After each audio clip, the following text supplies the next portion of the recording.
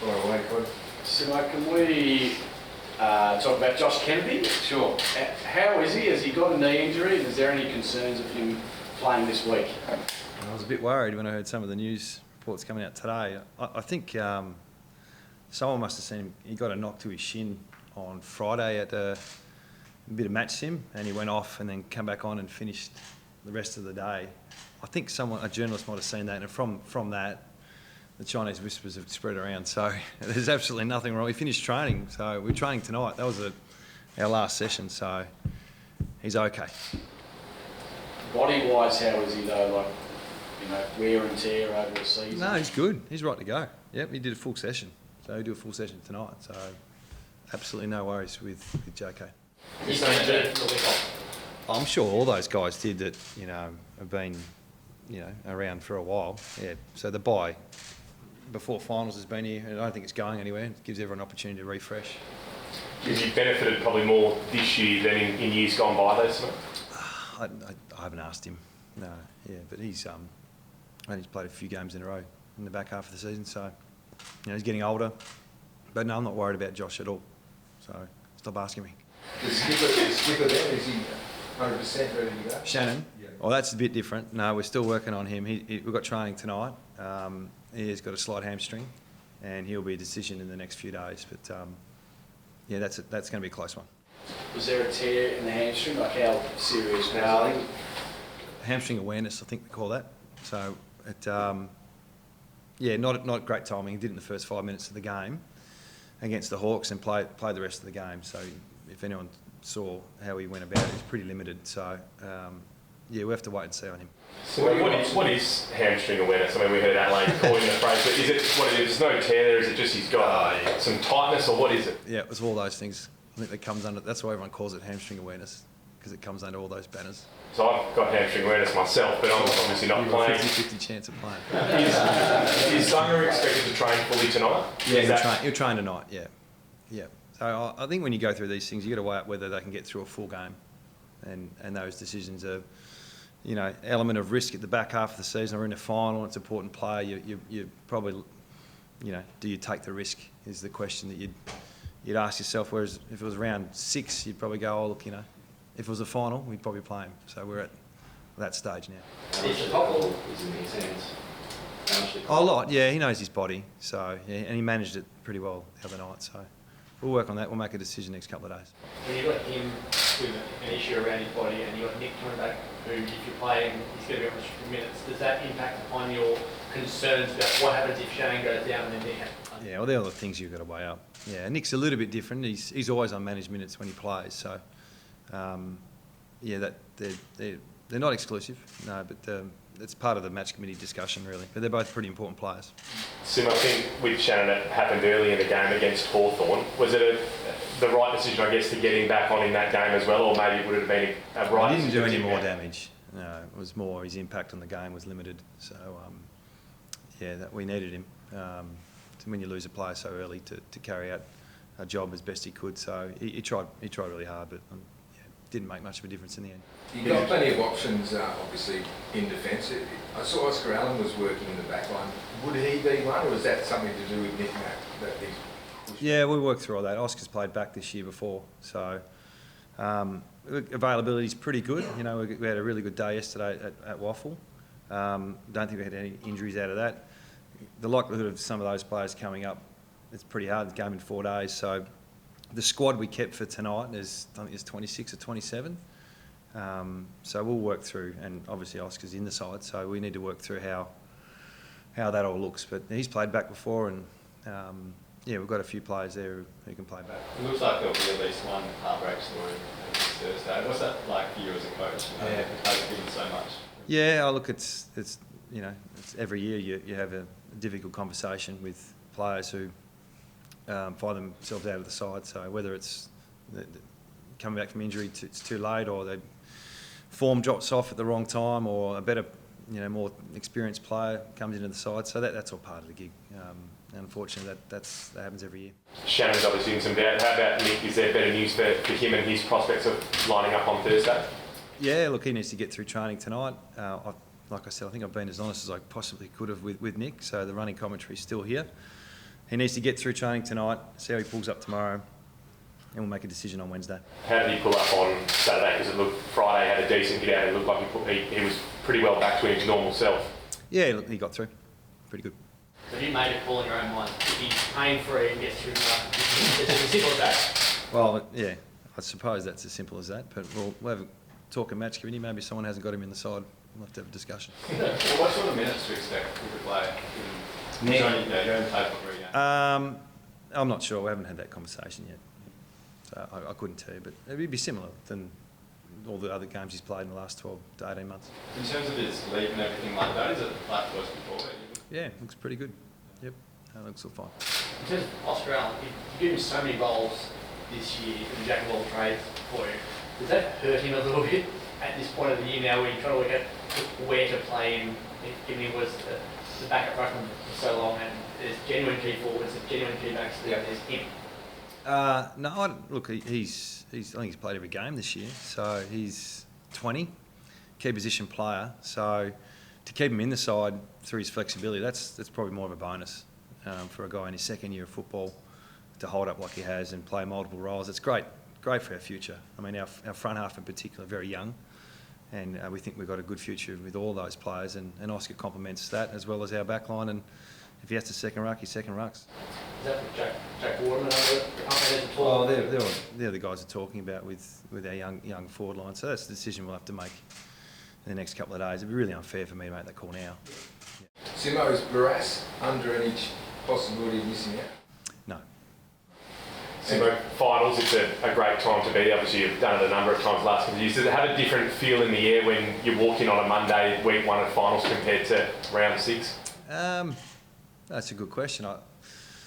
A little bit, yeah. I suppose there's more of you guys here, and the players get the sense of the occasion, no doubt. You know, I think it's a sellout. We're used to playing in front of big crowds, big home crowds, so we can't wait for that. The fact it's do or die, and yeah, our players have been here before and know the feeling, so I think they're looking forward to it for sure. So there probably is a bit more emphasis knowing that you're not playing for 4 points, and as you say, do or die. It's win and you advance, lose, it's pack up and go home. Yeah, it's pretty straightforward. Yeah, I don't think we need to talk about that. I think everyone knows where all that's at. So that was important for us to stay balanced too. We're a pretty pragmatic group, so we just try and get on with it. But it's a big game for sure. The elimination final versus qualifying final, knowing it's do or die, around Shannon, does that change the fact that next week might not exist, whereas qualifying final next week will exist? If he's available, we'll play him. Well, that's how we'll look at it. So yeah, I'm not trying to think too far ahead. No, there's a difference. There's safety versus. Well, we don't have that option. Essendon's rebound from defence. How do you go about trying to stop that up? Yeah, that's a good question. That's part of what they're good at. Yeah, I think we just got to be careful. It's not all about that. They've proven to be really good performers a lot this year. So I think the last 2 games we've played, we've been really hurt and got touched up last year, and this year we turned the tables. So it's probably the full strength side, in terms of availability for them that they've had for a long time. It's getting some players back. So across the board, they're pretty damaging. So we're well aware of what's in front of us. A bit more about Essendon. Last week you hadn't watched them yet, so you weren't really able to go in full. Can you talk just in general about members and obviously what you need to worry about from this week? Yeah, for sure. I mean, talent-wise, across the board, now that we're probably more than likely going to face a pretty much full strength side, is an obvious issue. The way they move the ball, they do challenge your defence. So, but it's going to come down to the contest and where we sit with that and how well we defend, and then obviously bring in our strength as well. So we'll play our way, they'll play theirs, and we'll see how we go. Is Mark Hutchings, is he fit to go? I noticed you sort of almost played him in the waffle by the look of it. Yeah. Would he be a chance to play? Yeah, he's a chance. Yep, he's part of our 26-man squad, so he should be available to bring in the side as well. And to do a job? Would that be? Well, he normally has a job when he comes in. Will Schofield comes in every now and then and does an amazing job when he's called upon. What are you expecting from him if you do have to call upon him? Same thing. I mean, he's in our squad. The balance is the tools. How many tools can you bring into a side? So that's always a challenge for Scoey. He's been a tremendous role model, athlete, teammate, clubman. So we wouldn't have a problem if he came in. Does he loom as the straight swap for Hearn if can't get up? Is it as simple as that? We'll have that conversation tonight after the game, after the training, with match committee. So, yeah, he's in the mix. Jared Cameron was kept out of Waffle yesterday. How much consideration does he come under with obviously the speed, but also what he can do, a bit of an X factor as well? Yeah, it's difficult when we had Waffle on a Sunday and with a Thursday night game, so we had to apply for a few guys to play Waffle, and we also had to keep some guys over. So a really difficult situation. So like I said earlier, it was 27 man squad that we kept away from the Waffle, and now we've got that to train with tonight. So all those things will be answered next couple of days. But we actually haven't made a decision on anything yet. We're going to have a good look at training tonight, and then have a good match committee tonight and tomorrow morning.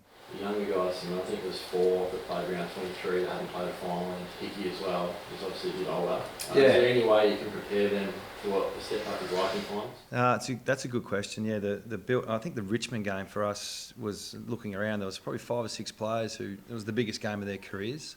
It does change so quickly. I don't know the difference from last year's side to this year's in terms of experience in big games, but there's always going to be 5 or 6 players who are coming into a pretty big final series for the first time, so we're no different. I'm sure Essendon will be the same. Do you think it helped last year playing in front of 55,000 for the younger guys that did play in the flag in the finals last year, that experience? Oh, it helps us every week playing here. Like it's a privilege to play for West Coast with the stadium and our supporters. We play in front of 50,000 every second week, which it just doesn't happen at every club, so that's a tremendous honour, and it does hold you in good stead for big games. So that should be no different this week. Your contested ball went through the roof during last year's final series. In your eyes, what changed there, and what are you hoping for this time? What changed in the contested ball? Not a lot. No, we didn't talk about it. Yeah, I know we've been down of late with the stats, but when you look at the game and analyse it the way we do, yeah, we've been disappointing, I think, in the contest. We don't actually use the same stats, so it's a little bit different for us, but I think it's fair to say that we've been off in that space in the last couple of games. What do you guys look at then in regards to that stat? What's different? Oh, look, there's differences between possessions and disposals and ruck hardball gets and hit-outs and knock-ons and all these things that add up to contested possession. So it's really, when someone says that, it's a really broad statement. So you got to really get knuckled down and look into the reads with the stats. And I'm just not that big on it. And do you know why you've been down lately? Effort. Beaten in the one-on-ones, not supporting our back half as well as we should have. So just some of the basic things that normal footy coaches say.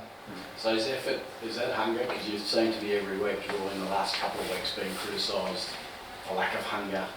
Oh, no. We've been beaten by 2 good sides. We were disappointed last week. We let an opportunity slip. But both those sides played better than us. And I don't think it's down to hunger. Not at all. Not this time of year. Not what's at stake.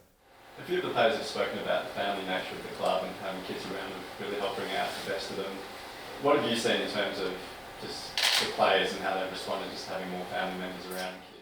Yeah, it's unique. I've never seen it at a club before. We've got, I reckon, 11 or 12 players with kids, and we're not that old.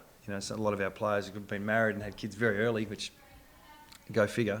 I think Tom Hickey had a kid the other day, so there's another one. So we need to embrace that part of our club and our culture. So we have a real family orientated environment, which in this new place there's kids running around everywhere. So I think it makes them better players. After the games, during the week, as much as we can get the kids around and families, it just makes them better players, more rounded. Accuracy perspective, this one, is it 26 or 27 for training? Is it 26 or 27? You guys are coming to watch the first bit of training, so you can count them up. I don't know. 26. Oh. Thanks, guys. And Simo, just trying to respond more. I just got these great shots of you at the footy yesterday. So none of those guys have probably played. That was to look. You were just looking forward during the final series, the blokes that may come into the team. Mate, Waffle Eagles, they've been great for us this year. The spirit and mateship they play with is, hopefully a reflection of our club. So we're really proud from our listed players and the top-up players we had this year from the Amos, and they just haven't let us down.